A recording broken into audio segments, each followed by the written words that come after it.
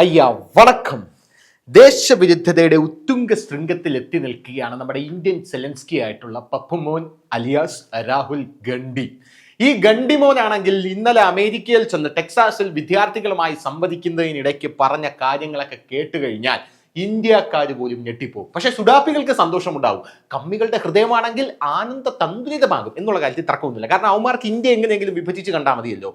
ഇന്ത്യയെ വിഭജിക്കാനായിട്ട് ഏതൊക്കെ തരത്തിൽ ശ്രമിക്കാമോ ആ തരത്തിലുള്ള കുത്തിത്തിരിപ്പുകളെല്ലാം വിദേശ മണ്ണിൽ പോയി നടത്തി യഥാർത്ഥത്തിൽ ഇന്ത്യ എന്ന് പറയുന്ന രാജ്യം ഒരു കാശിന് കൊള്ളില്ല എന്നും ചൈനയാണ് ഏറ്റവും കിടിലൻ രാജ്യമെന്നും പറഞ്ഞു വെച്ചിട്ട് ഇങ്ങോട്ടേക്ക് വന്നിരിക്കുകയാണ് നമ്മുടെ രാഹുൽ ഗാന്ധി അഥവാ ഇന്ത്യൻ സെലൻസ്കി.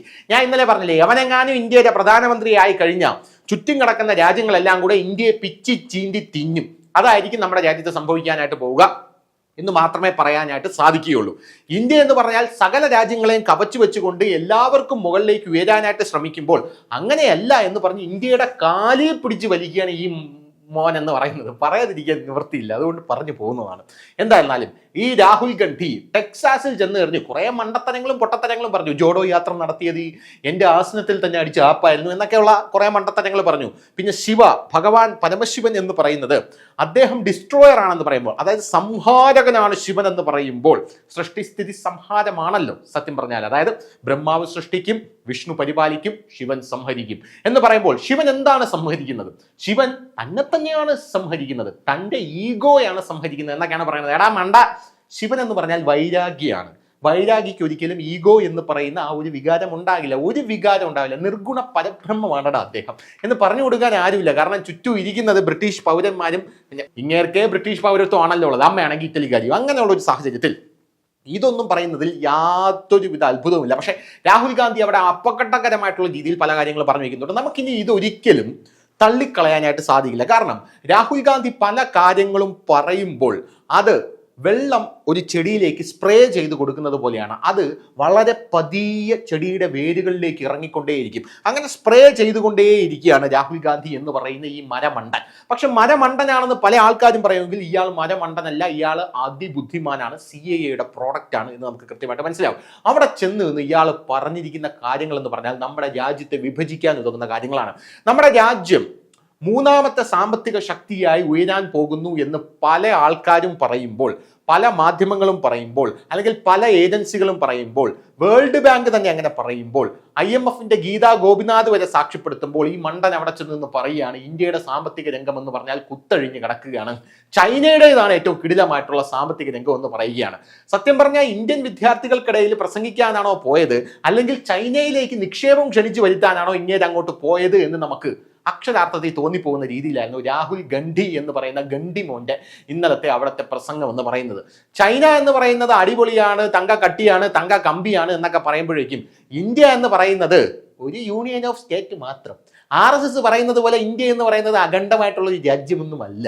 ഇന്ത്യ എന്ന് പറയുന്നത് കുറേ രാജ്യങ്ങൾ, അതായത് കുറേ സ്റ്റേറ്റുകൾ ചേർന്ന് നിൽക്കുന്ന ഒരു യൂണിയൻ മാത്രമാണ് എന്നാണ് രാഹുൽ ഗാന്ധി പറയുന്നത്. നോക്കൂ, നമ്മുടെ ഭരണഘടനയെ തന്നെ അപമാനിക്കുന്ന രീതിയിലുള്ള എത്ര വലിയ രാജ്യവിരുദ്ധമായിട്ടുള്ള പ്രസ്താവനയാണ് രാഹുൽ ഗാന്ധി നടത്തുന്നതെന്ന്. ഭരണഘടന തലകുത്തനെ ഉയർത്തിപ്പിടിച്ചാൽ പോലെ ഇടയ്ക്ക് അത് തുറന്ന് വായിക്കണം എന്ന് രാഹുൽ ഗാന്ധിയോട് പറഞ്ഞത് അതുകൊണ്ടാണ്. പക്ഷേ ഇയാളതൊക്കെ മനഃപൂർവ്വം തന്നെ പറയുന്നതാണ് എന്നുള്ളതാണ് വേറൊരു കാര്യം. നമ്മുടെ ചുറ്റും നോക്കിയാൽ നമുക്ക് മനസ്സിലാവും. ബംഗ്ലാദേശിൽ സംഘർഷം, പാകിസ്ഥാനിൽ ഇന്നലെ ഒരു അട്രോസിറ്റി അവിടെ പൊട്ടിപ്പുറപ്പെട്ടിട്ടുണ്ട്. ഇമ്രാൻഖാനെ പുറത്തിറക്കണം എന്ന് പറഞ്ഞുകൊണ്ട് ശ്രീലങ്കയ്ക്ക് താഴെ ചൈന വന്ന് നിലയുറപ്പിച്ചു കഴിഞ്ഞു. നേപ്പാൾ ചൈന മാന്തിക്കൊണ്ടിരിക്കുന്നു. മ്യാൻമാറിലാണെങ്കിൽ അവിടെ നമ്മുടെ കലാഡൻ പ്രോജക്റ്റ് ഒക്കെ നടക്കുന്നുണ്ട്. അവിടെയുള്ള നമ്മുടെ ആ ഒരു പിടിവിടുന്ന ഒരു സാഹചര്യം ഉണ്ടായിരിക്കുന്നു. അതിനുശേഷം ഭൂട്ടാനിൽ ഒരു കലാപത്തിനുള്ള ശ്രമം നടക്കുന്നു. അങ്ങനെ ഇന്ത്യക്ക് ചുറ്റും വിഭജനം നടന്നു. ഇന്ത്യയാണ് സത്യം പറഞ്ഞ ഇവരുടെയൊക്കെ ലക്ഷ്യമായിരുന്നത്. പക്ഷെ ചുറ്റും വിഭജനം നടന്നു. ഇനി ഇന്ത്യയിൽ വിഭജനം നടത്തണം. അതിന് നമ്മുടെ ഇന്ത്യക്കകത്ത് ഒരു ആഭ്യന്തര ശത്രു വേണം. ഇന്ത്യയിൽ വിഭജനം നടത്തണമെന്ന് ഇവർ ആഗ്രഹിക്കുന്നതിന്റെ പ്രധാനപ്പെട്ട കാരണം ഇന്ത്യ ഒരു economic power plus political power ആയിട്ട് ഉയർന്നു വരുന്നതാണ്. ലോക മിലിറ്ററി ഇൻഡസ്ട്രിയിൽ ഇന്ത്യ ഇടിച്ചു കയറുന്നു. നമ്മുടെ ആയുധ കച്ചവടത്തിൽ എത്രയധികം കുതിച്ചുചാട്ടമാണ് ഈ മണ്ടന്മാര് ഭരിച്ചിരുന്നതിനെ കാട്ടിലും ഇപ്പോൾ ഉണ്ടായത് എന്നൊന്ന് എടുത്ത് പരിശോധിച്ചു കഴിഞ്ഞാൽ നമുക്ക് മനസ്സിലാക്കാനായിട്ട് സാധിക്കും. അങ്ങനെയൊക്കെ വരുമ്പം ലോക രാജ്യങ്ങൾ കിറുവിക്കും. അങ്ങനെ കെറിവിക്കുമ്പോൾ നമ്മുടെ രാജ്യത്തിനകത്ത് തന്നെ വലിയ രീതിയിൽ സംഘർഷം ഉണ്ടാക്കാനായിട്ട് അവർ ശ്രമിക്കും. അതിൻ്റെ ഭാഗമായിട്ട് കർഷക സമരം വന്നു, പൗരത്വ നിയമ ഭേദഗതി വന്നു, കശ്മീരിലെ 370 റദ്ദാക്കിയപ്പോൾ അതിന്റെ സമരം വന്നു, മണിപ്പൂർ ഇപ്പോഴും നടന്നുകൊണ്ടിരിക്കുന്നു, കഴിഞ്ഞ ദിവസം വലിയൊരു അറ്റാക്ക് അവിടെ വീണ്ടും ഉണ്ടായി.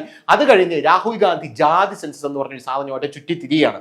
നമുക്ക് പ്രഥമ ദൃഷ്ടിയാ തോന്നും രാഹുൽ ഗാന്ധി ജാതി സെൻസസ് പറയുന്നത് വളരെ നല്ല കാര്യമാണെന്ന്. അങ്ങനെയല്ല.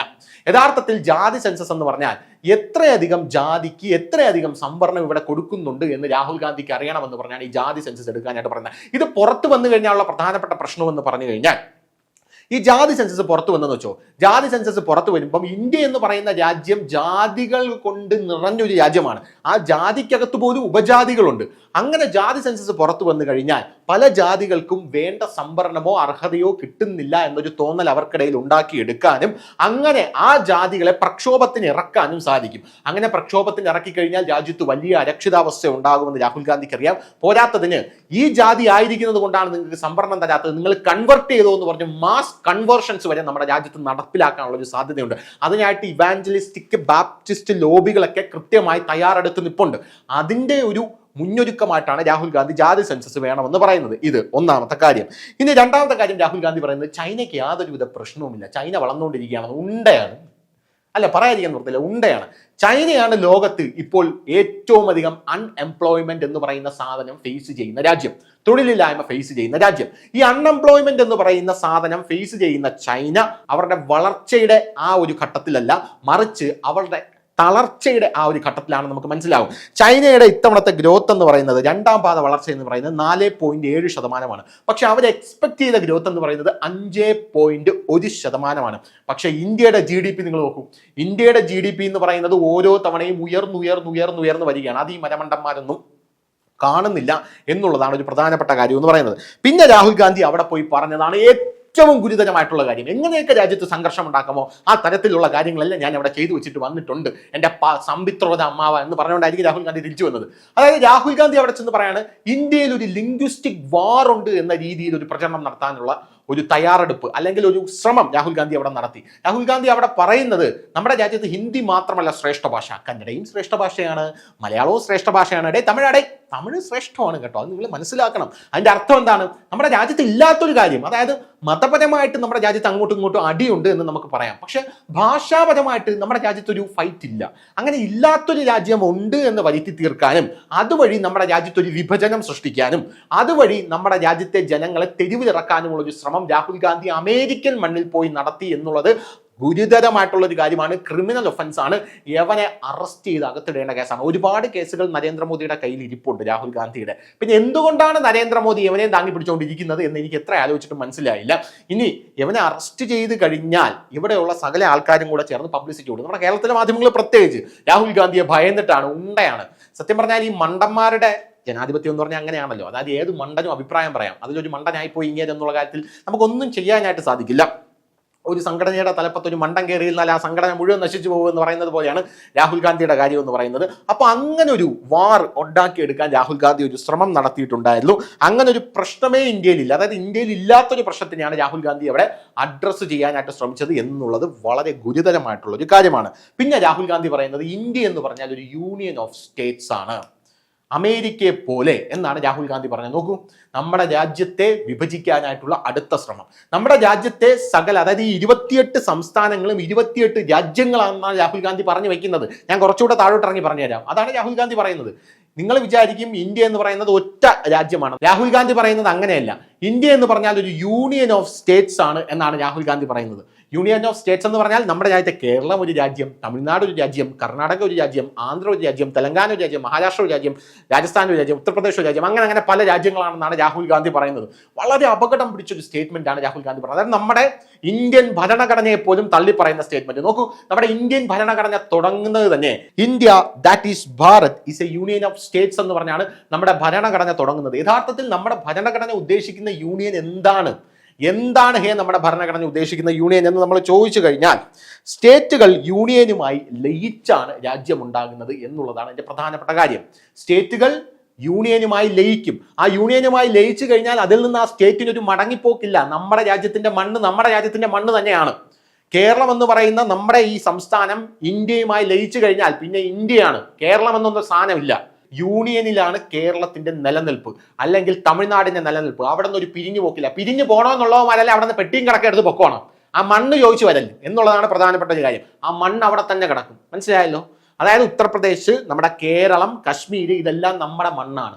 ആ മണ്ണിൽ നിന്ന് പിരിഞ്ഞു പോകണമെന്ന് ആഗ്രഹമുള്ളവന്മാർ അവിടെ നിന്ന് പെട്ടിയും കിടക്കെ എടുത്ത് പൊക്കോണം. ഇല്ലെങ്കിൽ ചന്തി പാള വെച്ച് കെട്ടാൻ തയ്യാറായിക്കോണം, അടിച്ച് മണ്ട പൊട്ടിക്കും എന്നുള്ളത് കൃത്യമായിട്ട് നമ്മുടെ മന്ത്രിമാരൊക്കെ പറഞ്ഞിട്ടുള്ള ഒരു കാര്യമാണ്. ഇനി അമേരിക്കയിലേക്ക് വരാം. അമേരിക്ക എന്ന് പറഞ്ഞു കഴിഞ്ഞാൽ ഒരു ഫെഡറേഷനാണ്. എന്താണ് ഈ ഫെഡറേഷൻ? ഫെഡറേഷൻ എന്ന് പറഞ്ഞാൽ സംസ്ഥാനങ്ങൾക്കും ഒരു പദവിയുണ്ട്, ആ രാജ്യത്തിൽ നിന്ന് വേറിട്ടൊരു പദവി. അതുകൊണ്ടാണ് അമേരിക്കയ്ക്ക് ഇരട്ട പൗരത്വമുള്ളത്. അതായത് അമേരിക്കയിലെ ഒരു പൗരന് സംസ്ഥാനത്തിന്റെ പൗരത്വമുണ്ട്, രാജ്യത്തിന്റെ പൗരത്വമുണ്ട്. അതാണ് അമേരിക്കയുടെ ഒരു പ്രത്യേകത എന്ന് പറയുന്നത്. അതായത് സംസ്ഥാനങ്ങൾ സ്റ്റേറ്റുമായി ഒരു കരാറ് വയ്ക്കും. രണ്ടും രണ്ടാണ്. എപ്പോൾ വേണമെങ്കിലും ഈ സംസ്ഥാനങ്ങൾക്ക് സ്റ്റേറ്റിൽ നിന്ന് പിരിഞ്ഞു പോകാം. അതായത് അമേരിക്കയിൽ നിന്ന് ഒരു സംസ്ഥാനത്തിന് പിരിഞ്ഞു പോകണമെങ്കിൽ ആ കരാർ പിൻവലിച്ചാൽ അവർക്ക് പിരിഞ്ഞു പോകാൻ സാധിക്കും. അമേരിക്ക എന്ന് പറഞ്ഞാൽ ഫെഡറേഷനാണ്, പക്ഷേ ഇന്ത്യ എന്ന് പറഞ്ഞാൽ ഒരു യൂണിയനാണ്. ആ യൂണിയനിൽ ഒരു സ്റ്റേറ്റ് ലയിച്ചു കഴിഞ്ഞാൽ, അല്ലെങ്കിൽ ഒരു സംസ്ഥാനം ലയിച്ചു കഴിഞ്ഞാൽ അത് ലയിച്ചത് തന്നെയാണ് എന്ന് കൃത്യമായിട്ട് നമുക്ക് മനസ്സിലാക്കാനായിട്ട് സാധിക്കും. അപ്പോൾ ഇങ്ങനെയുള്ള വസ്തുതകളൊക്കെ അവിടെ നിൽക്കുക. രാഹുൽ ഗാന്ധി അവിടെ ചെന്ന് പറഞ്ഞ കാര്യം എന്ന് പറയുന്നത് ഇന്ത്യ എന്ന് പറയുന്നത് സ്റ്റേറ്റ് അല്ല, ഇന്ത്യ എന്ന് പറയുന്നത് യൂണിയൻ അല്ല, സ്റ്റേറ്റുകൾക്കെല്ലാം പ്രത്യേക പദവിയുണ്ട്. ചൈനയിൽ ഭയങ്കര നിക്ഷേപകരെല്ലാം ഭയങ്കര കിടിലമാണ്. ചൈനയിൽ അൺഎംപ്ലോയ്മെന്റ് ഇല്ല. ചൈന വളർന്നുകൊണ്ടിരിക്കുകയാണ്, ഇന്ത്യ തളർന്നുകൊണ്ടിരിക്കുകയാണ്. RSS പറയുന്നത് പോലെ അഖണ്ഡമായിട്ടുള്ള ഒരു രാജ്യമല്ല നമ്മുടേത്. ചക്ക, മാങ്ങ, തേങ്ങ എന്നിങ്ങനെയുള്ള രാജ്യത്തെ വിഭജിക്കാനുള്ള കാര്യങ്ങൾ കൃത്യമായി ഊട്ടി ഉറപ്പിച്ച ശേഷമാണ് രാഹുൽ ഗാന്ധി ടെക്സാസിൽ നിന്ന് തിരിച്ചു വന്നത് എന്ന് നമുക്ക് കൃത്യമായിട്ട് പറയാനായിട്ട് സാധിക്കും. അവിടെയുള്ള വിദ്യാർത്ഥികളുടെ മുഖം കണ്ടാൽ മനസ്സിലാവും ഈ മണ്ടഞ്ഞത് എന്തൊക്കെയാണ് പറയുന്നത് എന്നുള്ള രീതിയിൽ പല ആൾക്കാരും അവിടെ ചിന്തിച്ചിട്ടുണ്ടായിരിക്കാം. ഇങ്ങനൊരു മണ്ടന് വേണ്ടിയാണല്ലോ നമ്മളിവിടെ വന്നിരുന്നത് എന്നും പല ആൾക്കാരും ചിന്തിച്ചിട്ടുണ്ടായിരിക്കാം. അല്ലെങ്കിൽ തന്നെ നമ്മുടെ രാജ്യത്ത് എന്തെങ്കിലും ആഭ്യന്തരമായിട്ടുള്ള പ്രശ്നങ്ങളുണ്ടെങ്കിൽ അത് വിദേശത്തെ മണ്ണിൽ പോയി ഇന്ത്യയുടെ പ്രതിപക്ഷ നേതാവ് പറയുന്നത് നമ്മുടെ രാജ്യത്ത് തീരാ നാണക്കേടാണ് എന്നുള്ള കാര്യത്തിൽ യാതൊരുവിധ സംശയവുമില്ല. പക്ഷെ അത് ഇവിടെയുള്ള സുഡാപ്പികളും കമ്മികളും ആഗ്രഹിക്കുന്നുണ്ട്. കാരണം സുഡാപ്പികളുടെ രാജ്യം എന്ന് പറയുന്നത് പാകിസ്ഥാനാണ്. ഇവന്മാർക്ക് പാകിസ്ഥാൻ എങ്ങനെയെങ്കിലും ഇന്ത്യ ആക്രമിച്ച് കീഴ്പ്പെടുത്തണം. കമ്മികൾക്ക് ചൈനയാണെങ്കിൽ ഇന്ത്യയിലോട്ട് കടന്നു കയറണം. നമുക്കറിയാം, നമ്മൾ മുഗളന്മാരുടെ കീഴിലായിരുന്നു, നമ്മൾ പോർച്ചുഗീസുകാരുടെ കീഴിലായിരുന്നു, അതിനുശേഷം നമ്മൾ ബ്രിട്ടീഷുകാരുടെ കീഴിലായിരുന്നു. ഇനി ഒരു ചൈനീസ് കൊളോണൈസേഷൻ വരാനായിട്ട് നമ്മുടെ ഇന്ത്യ മഹാരാജ്യത്ത് നമ്മൾ അനുവദിക്കില്ല. നമ്മൾ ഇപ്പോൾ ഇന്ത്യ എന്ന് പറയുന്ന മഹാരാജ്യമായി കഴിഞ്ഞിട്ട് 1947 അത് കഴിഞ്ഞിട്ട് തുച്ഛമായിട്ടുള്ള വർഷങ്ങൾ മാത്രമേ ആയിട്ടുള്ളൂ. അതായത് നമ്മുടെ മുൻ തലമുറ, അല്ലെങ്കിൽ ഇപ്പോൾ ജീവിച്ചിരിക്കുന്ന തലമുറ തന്നെ ഈ കൊളോണൈസേഷൻ കണ്ട ആൾക്കാരാണ്. അത് കണ്ട ആൾക്കാർ, അവിടെ അതിന്റെ തിക്തഫലങ്ങൾ അനുഭവിച്ച ആൾക്കാർ അവരുടെ മനസ്സിലുണ്ടായിരിക്കും എത്ര നാൾ ഈ ഡെമോക്രസി നമുക്ക് മുന്നിലേക്ക് കൊണ്ടുപോകാൻ സാധിക്കും. നാളെ ഒരു ചൈനീസ് കൊളോണൈസേഷൻ നമുക്ക് അകത്ത് വന്നാലോ, നമ്മുടെ രാജ്യത്ത് വന്നാലോ, അതിന്റെ വലിയ രീതിയിലുള്ള തിക്തഫലങ്ങളാണ് നമുക്ക് ചുറ്റും നടക്കുന്നത്. അതായത് പല രാജ്യങ്ങളും ഇപ്പോൾ നിയന്ത്രിക്കുന്നത് അമേരിക്കൻ ഡീപ് സ്റ്റേറ്റും ചൈനയുടെ കൊളോണിയൽ ബുദ്ധികളും ഒക്കെയാണ്. അങ്ങനെ ഒരു സാഹചര്യത്തിൽ ഇന്ത്യയെ കൂടെ അവർ നിയന്ത്രിച്ചു തുടങ്ങിയാൽ എന്തായിരിക്കും? അപ്പൊ നമ്മൾ വീണ്ടും ഒരു സ്വാതന്ത്ര്യ സമരത്തിന് ഇറങ്ങേണ്ടി വരും. അങ്ങനെ ആകരുത്. നമ്മൾ അവരെക്കാട്ടിലും മുകളിൽ ഉയരണം എന്നതുകൊണ്ടാണ് RSS എന്ന് പറഞ്ഞ സംഘടന ഇവിടെ ശക്തമായിട്ടും വളരെ ഡീപ്പായിട്ടും പ്രവർത്തിച്ചുകൊണ്ടിരിക്കുന്നത്. ഇനിയൊരു കൊളോണൈസേഷനിലേക്ക് ഇന്ത്യ പോകില്ല. അങ്ങനെ പോകാനായിട്ട് ശ്രമിക്കുന്നവന്മാരെല്ലാം മണ്ടയടിച്ചു പൊട്ടിക്കും എന്ന് പറഞ്ഞുകൊണ്ട് നിർത്തുന്നു. നന്ദി, നമസ്കാരം. കൂടുതൽ വാർത്തകളും വിശേഷങ്ങളും നിങ്ങളിലേക്ക് എത്താൻ ABC മലയാളം സബ്സ്ക്രൈബ് ചെയ്യുക, ബെൽബട്ടനും അമർത്തുക.